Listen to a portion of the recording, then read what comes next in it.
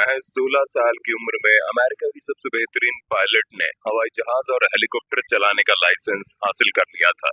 उस दिन उसके साथ हेलीकॉप्टर में एक कैमरामैन और एक टेक्नीशियन भी मौजूद था और मकसद था एक ज्वालामुखी को करीब से देखना और वहाँ के खौफनाक मंजर को अपने कैमरे में कैद करना। वो बेहतरीन पायलट हवाई जहाज में उन दोनों को बिठाकर ज्वालामुखी तक पहुंच जाता है और ज्वालामुखी के उस छेद के चारों तरफ घूमने लगता है जहाँ से समय समय पर लावा भी निकलता है। लेकिन 15 मिनट का वक्त बीत चुका था। तभी कैमरामैन बोलता है कि ज्वालामुखी के छेद से दूर होने की वजह से उसका नजारा सही नहीं मिल पा रहा। हम लोगों को ज्वालामुखी के और नजदीक जाना चाहिए। हेलीकॉप्टर का पायलट बिना देर किए ज्वालामुखी के उस खूंखार छेद के ऊपर पहुंचता है। ज्वालामुखी के उस छेद से इतनी गर्मी निकलती है कि उससे भी अधिक वहां से निकलने वाला धुआं महज कुछ सेकंड के भीतर ही हेलीकॉप्टर के इंजन पर अपना असर दिखा देता है, जिसके तुरंत बाद हेलीकॉप्टर क्रैश हो जाता है। आपको जानकर हैरानी होगी कि हेलीकॉप्टर के क्रैश होने के बाद वो तीनों उस छेद के अंदर गिर जाते हैं, जहां की गर्मी मजबूत से मजबूत लोहे को भी कुछ सेकंड के अंदर गला सकता था। और यहीं से शुरू होता है दुनिया का इकलौता ऐसा वाकया जब कोई आदमी ज्वालामुखी के छेद के अंदर गिर गया हो और 50 घंटों बाद जिंदा बच निकला हो। लेकिन इस 50 घंटे के दरमियान उन लोगों की जिंदगी के साथ ऐसा खेल हुआ जिसे सुनकर किसी का भी शरीर कांप उठेगा। दोस्तों, ये घटना है आज से लगभग 24 साल पहले की, जब अमेरिका में एक बेहतरीन हॉलीवुड फिल्म की शूटिंग चल रही थी। फिल्म के अंदर ज्वालामुखी के कुछ हिस्सों को दिखाना था, लेकिन डायरेक्टर बिल्कुल भी नहीं चाहता था कि ज्वालामुखी के उस भाग को एडिट करके लोगों को दिखाया जाए। वो बिल्कुल असली चीजों को दिखाना चाहता था। लेकिन किसी ज्वालामुखी के पास हेलीकॉप्टर या फिर हवाई जहाज को उड़ाना किसी आम पायलट की बस की बात नहीं थी। इसलिए उन लोगों ने अमेरिका के सबसे बेहतरीन पायलट हॉस्किंग को चुना। हॉस्किंग एक हेलीकॉप्टर को उड़ाते हुए ज्वालामुखी के नजदीक जाने वाले थे और उस हेलीकॉप्टर में एक कैमरामैन और एक टेक्नीशियन को साथ भेजा गया था, जिसका मकसद था ज्वालामुखी के खतरनाक पलों को अपने कैमरे में रिकॉर्ड करना। इस काम के लिए 21 नवंबर का दिन चुना गया, क्योंकि वैज्ञानिकों को पता चला था कि 21 नवंबर के दिन उस ज्वालामुखी में हलचल होने वाली है। कैमरामैन, टेक्नीशियन और पायलट तीनों ही अपने काम को लेकर बहुत ही जोश में थे और तीनों ज्वालामुखी के करीब पहुंच गए। ज्वालामुखी के पास पहुंचते ही कैमरामैन ने अपना काम शुरू कर दिया। लगभग 15 मिनट से भी अधिक तक चीजों को रिकॉर्ड करने के बाद कैमरामैन ने पायलट को बोला कि इतनी दूरी से रिकॉर्ड किए गए वीडियो में कुछ खास मजा नहीं आ रहा, हमें और भी बेहतरीन क्लिप के लिए ज्वालामुखी के और पास जाना पड़ेगा। हॉस्किंग एक बहुत ही अनुभवी पायलट थे और उन्हें अपने आप पर पूरा भरोसा था। हॉस्किंग बिना देर किए बिल्कुल ज्वालामुखी के छेद के ऊपर पहुंच गए, जिसे हम क्रेटर के नाम से भी जानते हैं, जहां से समय समय पर लावा की बौछार निकलती है। जैसे ही हेलीकॉप्टर ज्वालामुखी के छेद के ऊपर पहुंचता है, वहां से निकलने वाला धुआं और गर्मी की वजह से हेलीकॉप्टर के इंजन में खराबी आ जाती है और वो आउट ऑफ कंट्रोल हो जाता है। जब तक किसी को कुछ समझ में आता, तब तक वो हेलीकॉप्टर ज्वालामुखी के छेद के अंदर घुस जाता है और वहीं क्रैश हो जाता है। हेलीकॉप्टर तो तहस नहस हो जाता है, लेकिन उसमें बैठे वो तीनों शख्स, पायलट, कैमरामैन और टेक्नीशियन, उस क्रेटर के अंदर एक चट्टान को पकड़कर खौलते हुए लावा में गिरने से बच जाते हैं। और यहीं से शुरू होती है उन तीनों की जिंदगी और मौत के बीच की जंग। ज्वालामुखी के उस छेद के अंदर लगभग 400 से 500 फीट नीचे खौलता हुआ लावा मौजूद था और वो तीनों क्षेत्र के अंदर लगभग 150 फीट की ऊंचाई पर किसी चट्टान के सहारे अपने आप को बचाए रखे थे।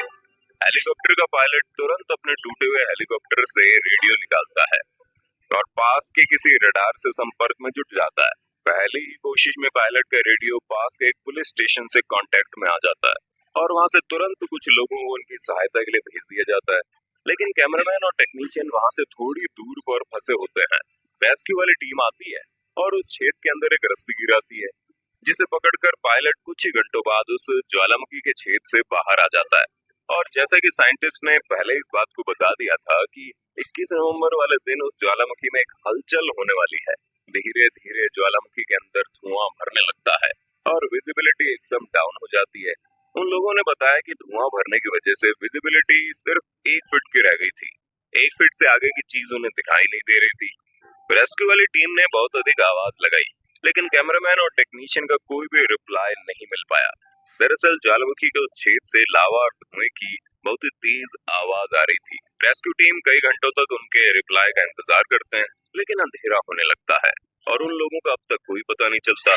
जिसके बाद रेस्क्यू टीम को ये लगता है कि शायद उन तीनों की मृत्यु हो गई होगी और वो लोग वहां से पायलट को साथ लेकर निकल जाते हैं। और वहीं दूसरी तरफ ज्वालामुखी के उस छेद के अंदर रेस्क्यू का इंतजार करते करते जब अंधेरा हो जाता है तो कैमरामैन और टेक्नीशियन बुरी तरह से डर जाते हैं। जिसके बाद ये फैसला लेते हैं कि अब उन्हें अपनी जान खुद ही बचानी पड़ेगी। वे लोग ज्वालामुखी के उस छेद के अंदर चढ़ाई करनी शुरू कर देते हैं। लगभग 1 घंटे की कड़ी मेहनत के बाद वे लोग 150 फीट की गहराई से 70 फीट की गहराई तक आ जाते हैं। लेकिन अब इनके पास ऐसी खड़ी चट्टान होती है कि जिस पर चढ़ना बिना किसी इक्विपमेंट्स के असंभव था। अंधेरा होता है और अगली सुबह आ जाती है, लेकिन धुआं और ज्वालामुखी के शोर की वजह से कोई भी एक दूसरे से कांटेक्ट नहीं कर पा रहा था। देखते ही देखते 48 घंटे का वक्त बीत जाता है, लेकिन कैमरामैन और टेक्नीशियन उसी छेद के अंदर फंसे रह जाते हैं। जब कैमरामैन को मौत उसके आंखों के सामने दिखाई देती है तो वो सोचता है जब मरना ही है तो क्यों ना कुछ करके मरा जाए। वो इस खड़ी चट्टान की चढ़ाई करने लगता है और हैरानी की बात तो यह है कि लगभग 4 घंटे की मेहनत के बाद वो ज्वालामुखी के उस छेद से बाहर आ जाता है। लेकिन टेक्नीशियन शारीरिक और मानसिक रूप से इतना थक जाता है कि ज्वालामुखी के छेद से 80 फीट नीचे वो हार मान बैठता है। तभी उसे दिखाई देता है कि एक इंसान ऊपर से ज्वालामुखी के अंदर खोलते हुए लावे में गिरकर भस्म हो गया। आपको जानकर हैरानी होगी, ऐसा वास्तव में नहीं हुआ था, बल्कि वो टेक्नीशियन अपने दिमागी रूप से इतना परेशान हो गया था कि उसे बुरे बुरे ख्यालात आने लगे थे। लगभग 2 दिन का वक्त बीत चुका था और 2 लोग तो वापस आ गए थे, लेकिन टेक्नीशियन अभी भी उस ज्वालामुखी के अंदर फंसा हुआ था। अंदर का माहौल तेज शोर और ऑक्सीजन की कमी और बिना खाए पिए टेक्नीशियन की हालत गंभीर हो चुकी थी। वो एक कदम भी आगे बढ़ाने लायक नहीं बचा था। एक एक करके रेस्क्यू की टीम वहां पर आती रहती थी, लेकिन हर कोई उसे ढूंढने में नाकामयाब रहा। रेस्क्यू करने वाली टीम अब तक टेक्नीशियन को मृत मानने लगे थे, लेकिन तभी रेस्क्यू वाली टीम का एक मेंबर ने आखिरी बार उस टेक्नीशियन को खोजने की कोशिश की। तो रेस्क्यू मेंबर अपने खास हेलीकॉप्टर की मदद से ज्वालामुखी के छेद के अंदर घुस गया। हेलीकॉप्टर के पंखे की वजह से धुआं इधर उधर भागने लगा। तभी उसे टेक्नीशियन का चेहरा दिखाई दिया, लेकिन धुआं लगातार बढ़ता जा रहा था और एक बार फिर से वो टेक्नीशियन उन लोगों की नजरों से ओझल हो गया। लेकिन उन्हें इस बात का पता चल चुका था कि टेक्नीशियन अभी मरा नहीं, जिंदा है। रेस्क्यू करने वाली टीम एक रस्सी के सहारे से एक जालीदार टोकरी को नीचे गिराते हैं और वो धीरे धीरे करके आगे पीछे करता है ताकि अगर टेक्नीशियन की नजर उस टोकरी पर पड़ जाए तो शायद वो उसमें बैठ जाएगा। और ऐसा ही होता है। टेक्नीशियन तुरंत उस टोकरी को देख लेता है, लेकिन वो टोकरी उससे करीब 8 फीट की दूरी पर होती है और नीचे खोलता हुआ लावा। इतनी कमजोर हालत में अब उस टेक्नीशियन को 8 फीट लंबी छलांग लगानी थी और या तो वो उस टोकरी में जाता है या फिर खोलते हुए उस लावे के अंदर दफन हो जाता। टेक्नीशियन अपनी पूरी ताकत को लगाकर एक छलांग लगा देता है और वो उस टोकरी में बैठ जाता है। टेक्नीशियन बताता है कि वो उसकी जिंदगी के सबसे खतरनाक पलों में से एक है, जब उसे समझ में नहीं आ रहा था कि उसे क्या करना चाहिए। अगर टोकरी में नहीं बैठता तो भी उसकी मौत हो जाती और अगर टोकरी में जंप करके बैठते वक्त गलती होती तो उसकी मौत हो जाती। लेकिन आखिरी वक्त में उसने जिस हिम्मत के साथ डिसीजन लिया, उसने उसकी जान बचा ली। टेक्नीशियन को तुरंत ही अस्पताल पहुंचाया गया और उसे आईसीयू में एडमिट करना पड़ा, क्योंकि जहरीली गैस उसके फेफड़ों में भर चुकी थी और उसकी हालत बहुत नाजुक हो गई थी। लेकिन हैरानी की बात तो यह है कि एक ज्वालामुखी में गिरने के बाद भी वो तीनों ही जिंदा बच गए थे। नुकसान के नाम पर सिर्फ उन तीनों का हेलीकॉप्टर, कैमरा और कुछ इक्विपमेंट्स का नुकसान हुआ था। तो दोस्तों, आपने देखा कभी कभी हमारी एक छोटी सी गलती कितनी भारी पड़ जाती है। उस पायलट को अपने आप पर इतना यकीन था कि वो ज्वालामुखी के छेद के पास अपने हेलीकॉप्टर को पहुंचा दिया। अगर उस दिन उसका कॉन्फिडेंस ओवर कॉन्फिडेंस में नहीं बदलता तो शायद उन तीनों को ऐसा दिन देखना न पड़ता। दोस्तों, उम्मीद करते हैं ये सच्ची कहानी आपको पसंद आई होगी और अगर आप ऐसी रियल लाइफ स्टोरीज और सुनना चाहते हैं तो कमेंट करके बताइएगा। वीडियो चली गई तो लाइक कीजिए, हमारे चैनल को सब्सक्राइब करके बेल आइकन को ऑन करना बिल्कुल मत भूलना, क्योंकि